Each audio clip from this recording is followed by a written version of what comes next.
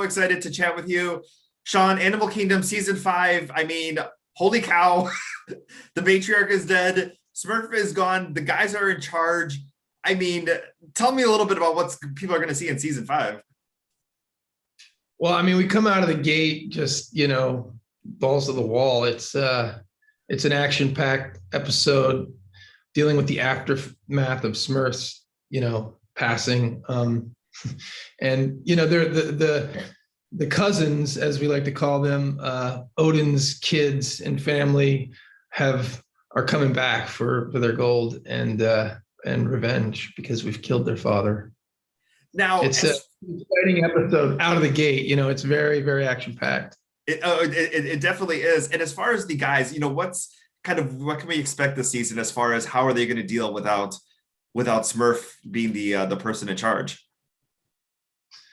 Yeah, it becomes this kind of existential crisis, particularly for Pope, in this question of who am I without Smurf? And you start to see right off in the first episode that he's making decisions. And we get a sense from the flashbacks of his upbringing and how entwined he was with Smurf from a young age and how she managed him in kind of inappropriate ways.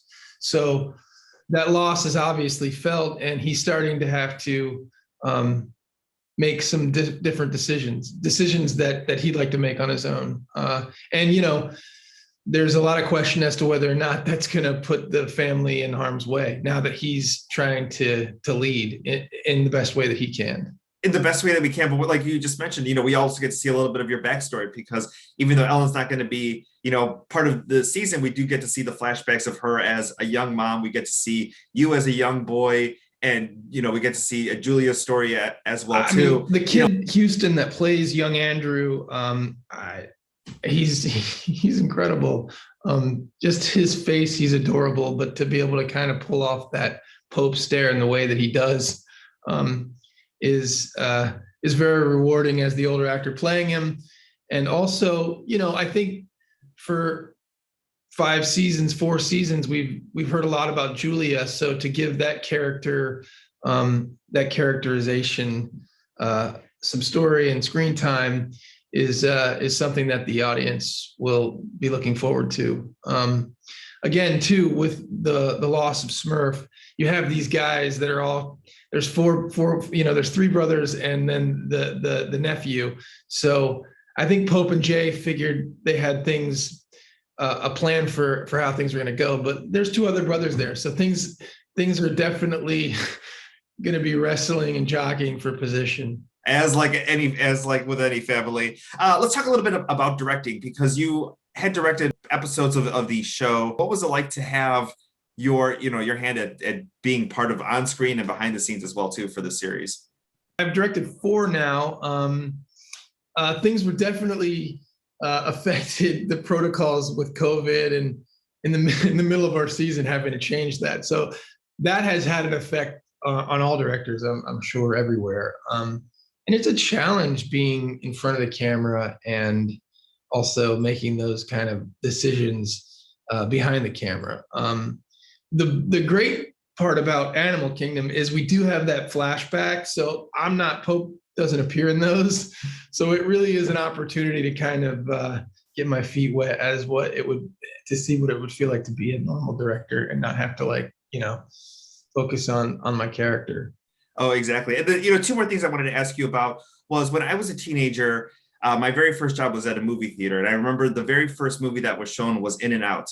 And I had so many families come to me to say, thank you for showing this movie. People were able to bring either their LGBT, family member or parents got to see it and get a whole new light. And people were thanking me, even though I had nothing to do with the production of that movie. But I wanted to know, what kind of feedback did you get, especially, with your character in that film, and, just letters or fan mail as far as, being a part of that, especially in the late 90s. I mean, people talk to me about it all the time. I also, my first job was also in a movie theater, by the way, which is kind of a great first job, but not to get off subject. In and Out. I mean, Paul Rudnick wrote a fantastic script with a beautiful cast, and the message of all these people standing in solidarity with this guy who came out. It was wonderful, man. And it, particularly at that time, because no movies really were doing that. So yeah, it's definitely on my list of important films with the right message. And then, you know, it wasn't not just films that, you know, and television, but you're also in that music video with Scarlett Johansson and Justin Timberlake.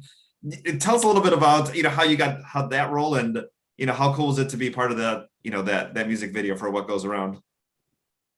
That came about because the director of Alpha Dog, Nick Cassavetes, which Justin was also in, we all became close during the filming of that project. And he was shooting the video near the end of our shooting of Alpha Dog. So I think Nick wrote the video, and he asked Justin if I could be involved. And Justin was like, yeah, it's a good idea. This guy's a real dirtbag, so let's let Shawn play him.